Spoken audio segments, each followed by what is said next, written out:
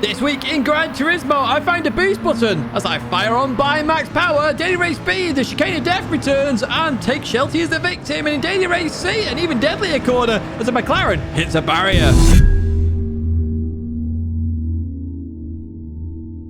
Hello everyone, and welcome back to the Gran Turismo Weekly Race Guide here in 2024, Week 51. Yes, we're getting very much towards the end of the year now, and we're at Tsukuba, which we haven't seen in quite a while. And we're doing 7 laps here at Tsukuba. It's a rolling start, one of the longest rolling starts I've ever experienced. Sports hard tyres, and we're in the Amamiya RX-7. I have no idea if I'm pronouncing that right at all. The DR updates are off as normal. This, I feel, is meant to feel like a bit of drifting at the same time, and you'll see why when we jump into the daily race. But if you don't want to have a look at daily race A, timestamps there for you to jump to daily race B or race C respectively if you prefer those races, but I experience all of them. Now, in terms of some key statistics here for daily race A, we've used this track 11 times before now, so this is the 12th. We've never done this track and car combo before, so nice to see something new. In terms of issues, it's very much a short shifting car again, similar to last week in the Radical. Very hard to race here though, just due to the tightness of the circuit, so do keep that in mind. But you can have some good racing if you find some clean drivers to race with. Without further ado then, let's jump into this one. Let's have a look at exactly what happens, and I'll give you a little lap guide at the very end of the race. Here we are then at the start of the first one. German Kiwi on pole position, and I'm a bit further up the grid as not many people did set a lap for this one. And look at where we're starting on the last corner. And actually the rolling start started at the hairpin. So let's go all the way down the straight for no obvious reasons. Very bizarre rolling start. Of course, Tsukuba, we're normally getting grid starts here. Rolling start this time. No idea why, but hey, it's something different. We always say do something different, Gran Turismo. Apparently they're trying that with a rolling start.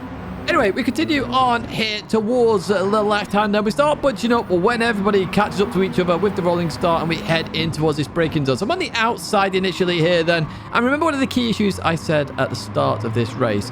Short shifting. You have to be in the lower gears there. Notice I came out there in 3rd gear, and look at the run I get of Blue Racer because I was in that different gear. I got up to 4th gear then, looking on the inside of Huggy here then. As we go into this right-hander, Huggy, I think, got a little bit scared by me.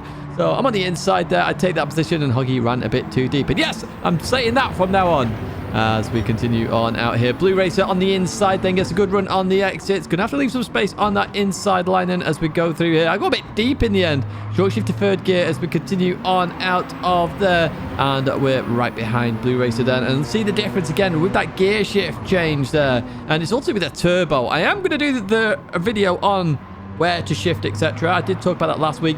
It's sort of halfway through at the moment in terms of that video, so do expect to see that this week at some point. But great, we've got another race where we can look at it a bit more detail.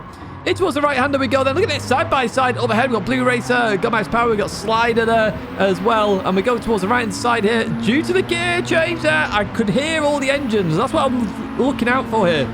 Or listening out for, should I say.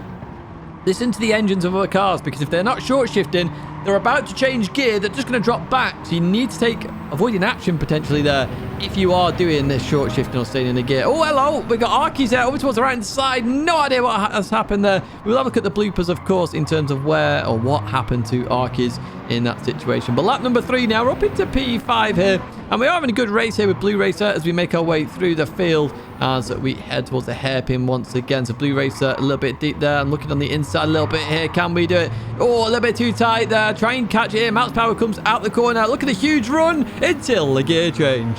You can see how important and significant that gear change actually is in order, well, essentially don't do the gear change. Make sure you're in the gear already when you leave the corner.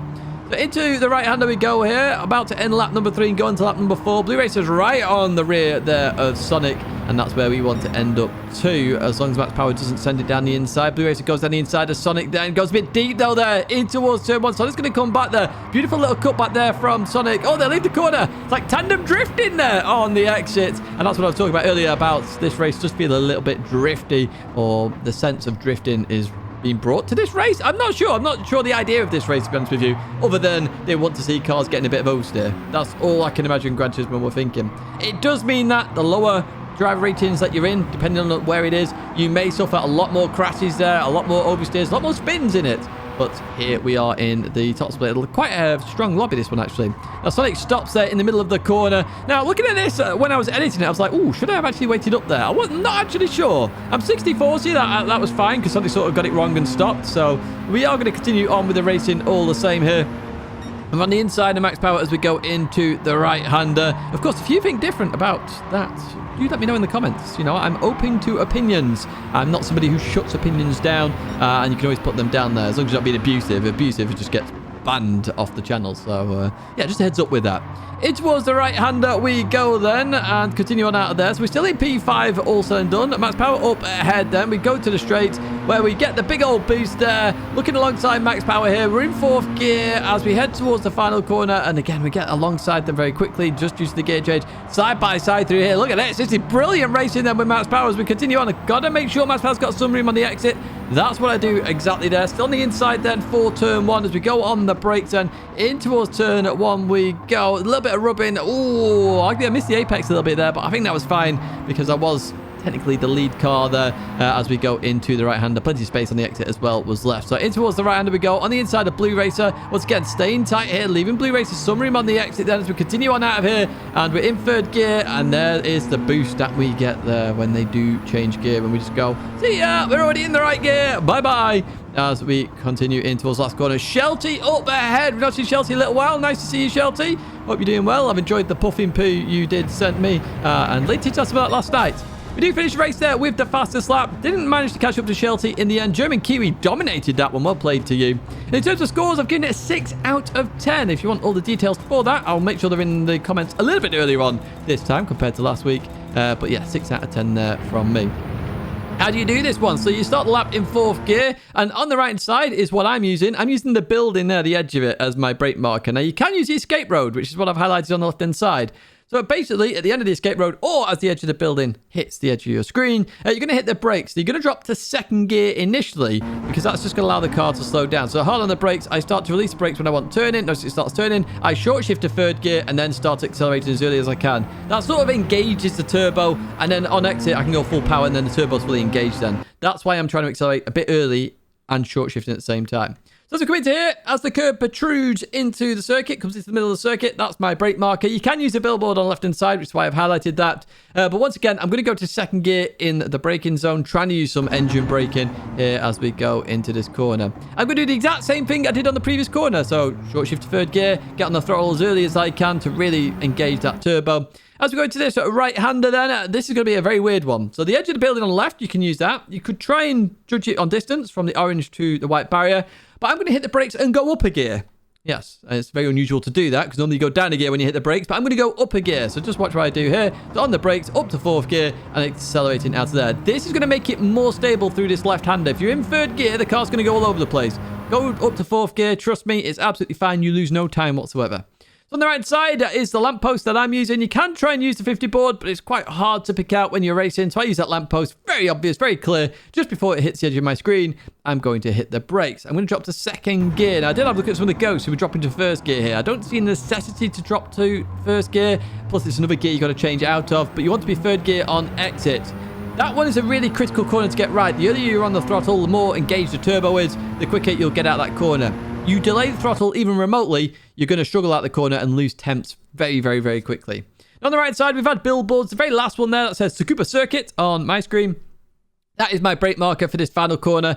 Now, you can stay in 4th gear or drop to 3rd gear. Entirely your choice. Depends on what you feel is better. Now, I found dropping to 3rd gear was just a little bit better. Allowed a little bit more rotation. Then I short shift to 4th gear and accelerate through the corner. Notice the car got a bit wiggly on exit there. Nearly go off the circuit. But even so, I managed to hold it there. Does that on the exit. You do have to be careful, especially when you're on a fast lap, because it's sort of what you do. Now we've jumped to Daily Race B here then, where we're in a Group 4 machinery at the infamous Dragon Trail Seaside, which does only mean one thing. 4 laps at the Chicane of Death. Rolling start, racing hard tyres, and you can adjust the brake balance here in the Group 4 cars. And you can see there's lots of Lamborghini Huracans in the background, and that's because it's currently the meta car on the leaderboard. That may change throughout the week, I don't know, but currently that's where it is.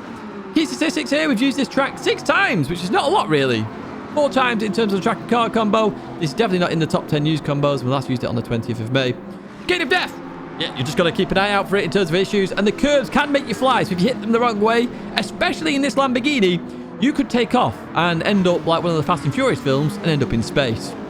Hey, it is what it is, Fast and Furious, eh? Fast and Furious space. We're going to Jurassic Park next. Who knows? Let's jump into this one then. Let's have a look and see how many people actually die. We are then at the start of this one. Sim GT7 in pole position. We're starting all the way in P13. And if you do enjoy this video, as always, do give it a like and do subscribe to the channel to stay in touch with all the latest content. The like just tells me you enjoy this content. So the more likes there are, the more the content will be done. Slider there, straight into the barrier. No idea what's going on with the French driver. But yeah, that's not the best way to start a race. It really isn't in that Genesis. So we're heading in towards turn 1 here in the Lamborghini Huracan. If you're wondering about brake balance, check out the time trial, the lap guide that I do at the end of this particular race or any of the races. I always put the brake balance in there for you. I also put it in the description as well. We'll make out of turn 1, the chicane there, and in towards this right-hander, which can get very sketchy very quickly. As we go on the brakes here then, I notice everyone's getting a little bit tied up with each other here. So we're going on the left-hand side here, and Blue Racer was actually really nice to me there. Nice to me, should I say, because they gave me some space. They didn't have to do that, to be honest with you, as I was going to end up on the grass. So into this left-hander, that is very cheeky of me to send it down the inside of Max Power. Very cheeky indeed. Max Power fortunately saw that one then, and we continue on. But yeah, I'd argue it's probably a bit too cheeky looking back at this one, as Max Power did have to adjust there on the left-hand side. Even so, we're still side by side with Blue Racer here as we go down towards Cruise Corner, as Lady Tidge has named it. As we go into this right-hander then, the GTR up ahead, also up there on the leaderboards as well. As we continue on through here, look at Blue Racer down the inside of me, nails it. I'm short shifting right now, so I don't have to go side by side through the chicane of death here, and that would be No Man's Island for sure. As we go through the left-hander and then the right. Look at my face change. That was so close. I didn't even realize my face changed that much, like I was holding my breath. But even so, we do survive it this time as we go into the final corner here on the inside of No Man's Island. And we get it stopped up into P10 and we continue on out here. Blue Racer's having a big old fight here with the radio guy. We continue on. They're still fighting here on lap number 2. Through the kink we go and in towards the braking zone where the radio guy sent it down the inside. Beautiful move actually there. Really well played with that one from the South African. As we continue on out of here then, we are in this mix as well, heading towards the S's here. The infamous S's at Dragon Trail where the curbs are normally abused, except in this Lamborghini Huracan because it will fly, as I said in the intro. Through the right we go then. You see Blue Racer there. You see the whole car just lifts up there. Through the left then, and I go on to 2 wheels. I'm performing a stunt by the Swift team. I think it's the Swift, isn't it? That do the stunts in the UK.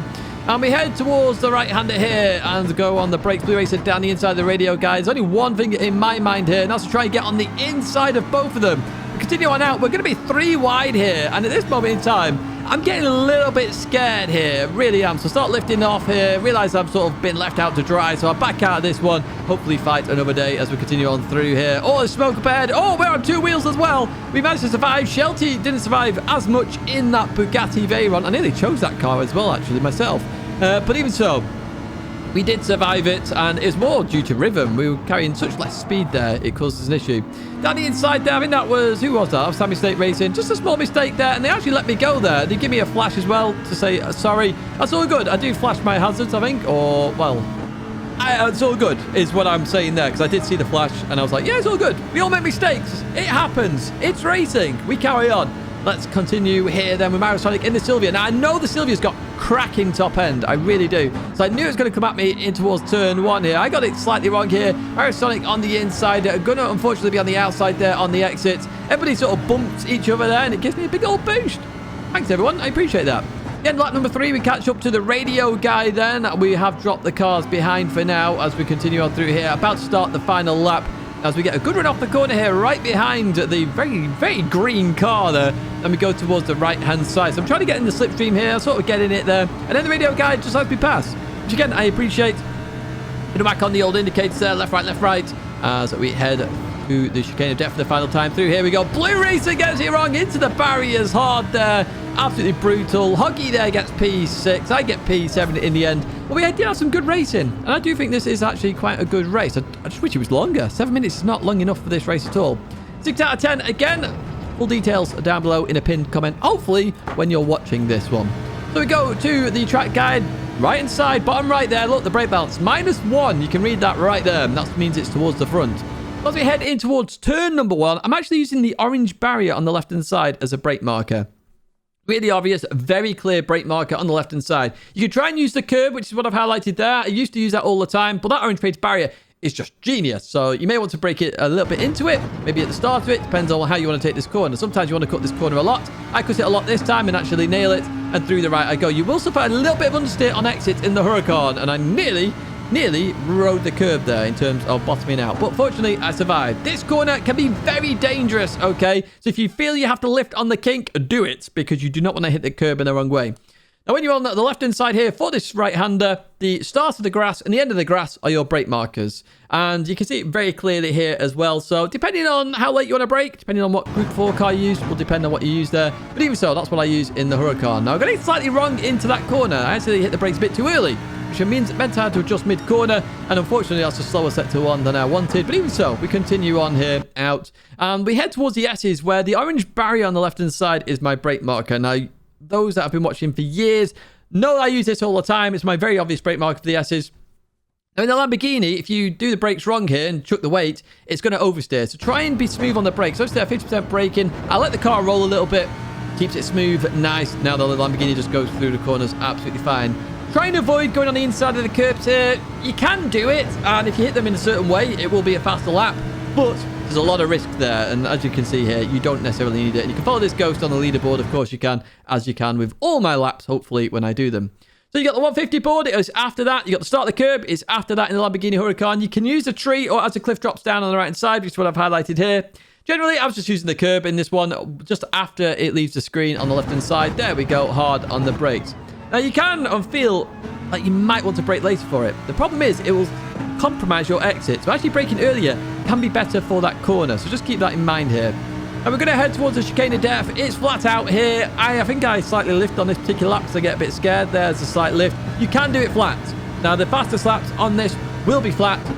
It's just you're risking it for a biscuit. So if you want that hobnob, chocolate hobnob, caramel hobnob, risk it. Otherwise, just have a little lift and you'll be fine. The final corner then, on the left-hand side, the edge of the cliff is the best brake marker here. You can use 100 or the start of the curb there as a bit of a distance marker instead, so you're judging it according to those. But the start of the cliff, the end of the cliff on the left-hand side, beautiful brake marker as you come into here. So the Huracan may get a bit of oversteer if you are using a Huracan, so just be careful of that. You may want to overlay. What is overlaying? On the brakes and a slight tap of the throttle, it'll just force understeer rather than oversteer. And that's it, 145.2 there. As I say, if you go on the leaderboards and look for that time, you can follow that ghost if you want to do that. We jump to Daily Race C then, where we're in Group 3 machinery at a very strange track, which I'll talk about in a second. 12 laps, rolling start, racing soft and medium tyres, both are required. Times 2 fuel, times 5 tyre wear, so that's a bit extreme. And you can adjust the brake belts here in Group 3. Those that aren't familiar with this circuit then, this is Sardegna Layout A in reverse. So this is actually a nice circuit, and this is what I used in the car profile test, if you remember. We've used this track 3 times, track and car combo twice, definitely not a top 10 used combo, and we last used it on the 6th of May. It has a very deadly turn 1 because there's no braking zone for it really, it's just a lift. And the exits on all the corners seem to be very slippy, so just keep that in mind when you are racing here in these Group 3 cars. I chose the Genesis because the Genesis is basically the new Toyota Supra. It's the meta car in terms of speed and acceleration. Let's jump to the race and find out the reason why I've just said that. Here we are then at the final race. So Genesis in pole, a BRZ in P2. That's unusual. And the Porsche 911 was definitely creeping up on the leaderboards as well. If you're enjoying this video, do get a like and do subscribe to the channel. And look at the acceleration of this Genesis compared to the Ford GT. I'm already overtaking before turn 1 and a deadly turn 1 at that. So you can see Blue Racer lifts off there, knowing full well too wide through here. It doesn't really work. So we get into place already here as we head in towards technically turn 2, then hard on the brakes. And everybody, Constantina's up here, gets all very tight. But look at Blue Racer round the outside, regains the position. Well played. What a comeback that is. Really well played with that move. And I was just sort of left in a lurch on the inside line then.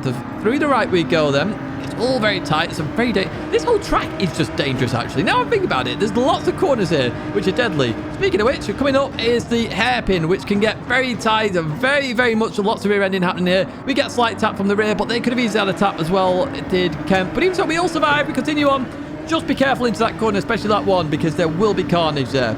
We fast forward to the end of the back straight then in towards the braking zone. Kent was looking on the inside, not going to work there as we continue around. Max Power gets it wrong here, as does Blue Racer then on the exit. And we're all going to be side by side again.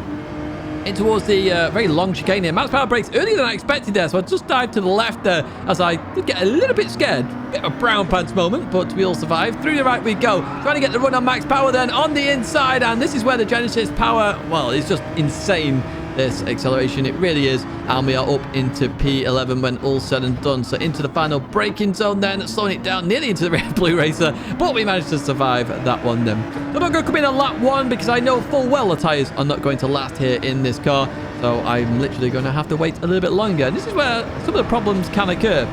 Speaking of problems then, the McLaren's got a problem. He overtook somebody else who was dead there. You saw how deadly that corner is. And when you watch the bloopers, you're going to see even more just how insane that turn 1 actually is. It's a fantastic track. I like this track because you have that risk element into that corner. We continue to this one, the fast right-hander. Very easy to clip the barrier on the inside here. We've got 2 Ford GTs, a Blue Racer and Hoggy up ahead. And you can see here, I am being slowed up a little bit in this Genesis. It's right where the Genesis really starts to accelerate. So in towards the right-hander we go then. They're side by side up ahead. Beautiful racing between both Blue Racer and Hoggy. And this is where the Genesis, it's like it's got a button. Nitrous button. It's like Vin Diesel pressing it on the old muscle car here. So over towards the left-hand side I go then. And we're stuck on the inside of Hoggy here. Not quite though, so back out of this one. And I'm pretty sure I scared Hoggy into that one because Hoggy goes into Blue Racer. Small mistake there. Hoggy waits up for Blue Racer. And I take full advantage of that and gain 2 places. Some will say TCR are working for me. Trust me, they're not. Speaking of which, by the way, TCR gets hit there by No Man's Island. Small mistake. I talked about the rear ending into that hairpin. Very common mistake to happen because you're braking on a turn. Very easy to make that mistake, and you're going to see that all week long in this particular race. We go in towards this long chicane then. Shelty in that Beetle. I mean, fair play, Shelty. You do pick your favorite cars. Unfortunately, I don't like the Beetle that much as I go towards the right-hand side. And the Genesis with the acceleration goes on the inside and we go on through. Shelty actually gives that one up, knowing full well the Genesis is going to have the inside line. In towards the braking zone we go. Into the rear end of me there, did Shelty, but let's just hold on as we continue on out. We haven't lost Shelty anymore. We found Shelty. What we're going to do is we advance to lap number 5. You didn't even see the join of the video there. Yeah, that's video editing for you folks. I do try and do those little merges there where you can't tell. We're changing to the soft tyres now. Lap number 5.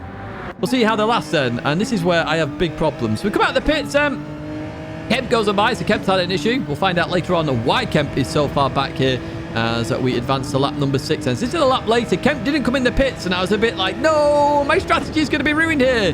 See, lots of people started on the mediums. I'll explain the reason for that in just a second. As we go into this left-hander, we do get a run on Kemp. Kemp nearly into the barrier, though, and Kemp indicates towards the right-hand side. So I was like, oh, thank you, mate. I really do appreciate that one. As we go into here, and Spark up ahead. Off, or nearly into the barrier, not quite there. But what I am going to do is actually give Kemp some slipstream here to get past Spark, the Ukrainian, and that allows Kemp then to gain a place as well. So we all benefit from that one. So why do you start on the medium tyres and go to the soft, you're probably asking? Well, in Gran Turismo, the slipstream is very strong. Very strong. So what tends to happen is... Oh, Muscaffi made some mistake there. We're going to go on the inside of the Porsche 911. So what tends to happen is you go on the slower tyre because the slipstream on the back straight, and especially a fast circuit like this, is actually going to push you along a little bit more. So you get faster laps on the harder compounded tyre. Plus, you don't want to be held up on the softer compounded tyre behind people. So everyone normally picks the medium and then goes to the softer compound at the end.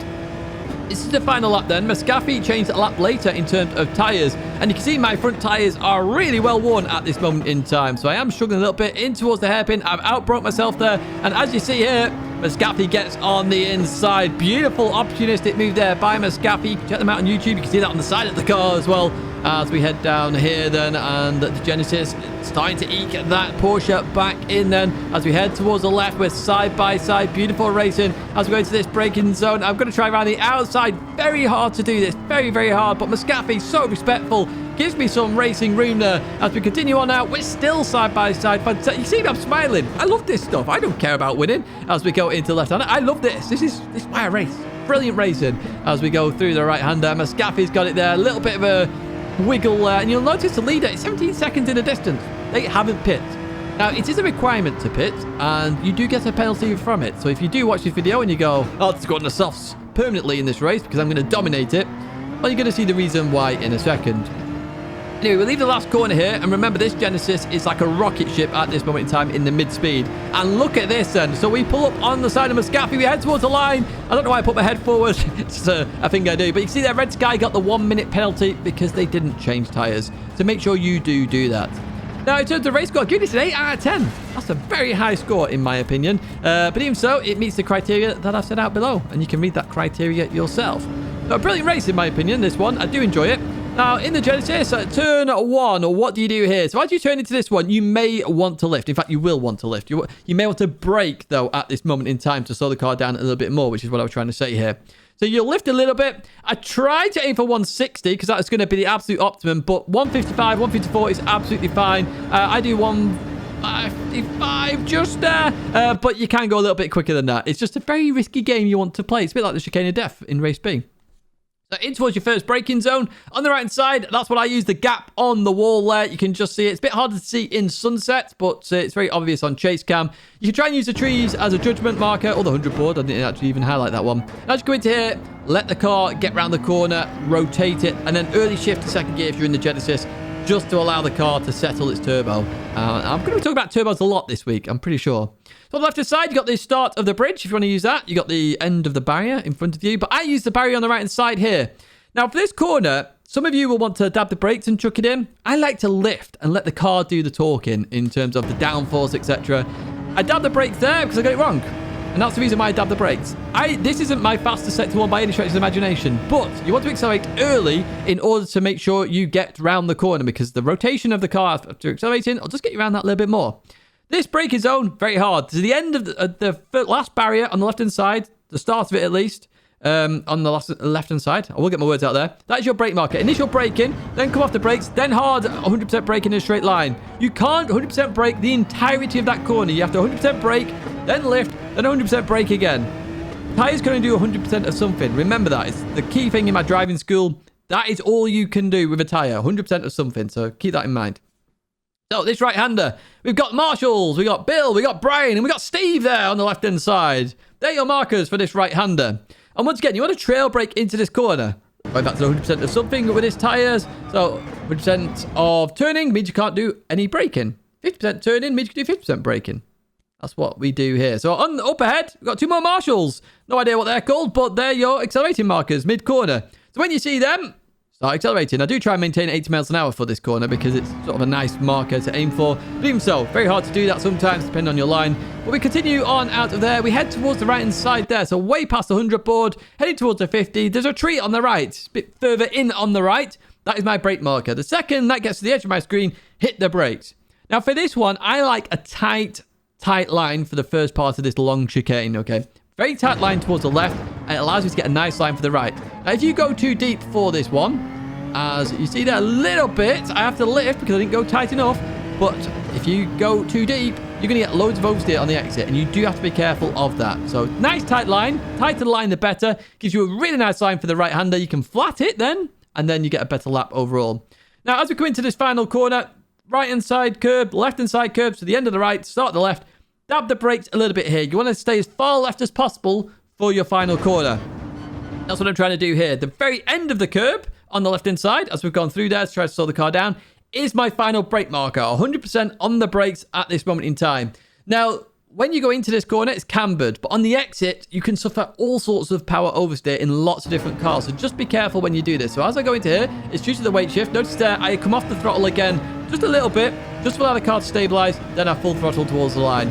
38.1 there, you can definitely get in the 37s, some of the top guys, so that's what you will see. Bloopers time. So what happened to Arkies then? I have no idea. I just saw Arkies span around then. So through the right we go. A little bit of oversteer, a little bit more oversteer on the grass, and then goes round. And then a huge crash there with damage as well. Very easy to do that in this car. Go on board Huggy then in the purple machine. So through here, third gear. Definitely won't be in that gear at this moment in time. As you can see, goes for a spin and into the barrier. I did wonder what happened because I saw it on my radar when I was racing. I was like, what's going on there? But it was Huggy who had crashed, and is still crashing right now, even to this day. So we jump on to Daily Race B then. We're on board Slider, and as they continue on, so they've definitely got some form of failure, hardware failure there. So they can go full throttle, and they can change gears. They just can't turn, apparently. So, yeah, good job. They missed everybody there. It's very fortunate. They're going to head over towards the right side and then stop, I imagine. So, yes. Technical failure happens to absolutely everybody. Shelty then through the chicane, over towards the left. Oh, that's a weird one. Actually, it's kind of like the turbo just kicked in and wheel span the car over towards the left-hand side. We go on board Christopherson here. This is No Man's Island, I think, from memory. Apologies if not, but through the right we go. And yeah, the kink is as dangerous as the chicane, if I'm honest with you. You hit it wrong, that's what can happen. And that's quite a nice recovery in the grand scheme of it. We jump aboard Sammy Snake Racing and show another victim here at the chicane. So let's look up ahead. Oh, Mario Sonic hits it there. And Sammy nowhere to go. Unfortunately, it hits Mario Sonic. And then that continues on worse for wear. So, Denny Race say, this arguably the more dangerous of all the corners this week. So in towards the left-hander they go. Just a bit of dirt here. And they're washed out straight into the barrier. Huge damage on the front end of this old NSX GT500.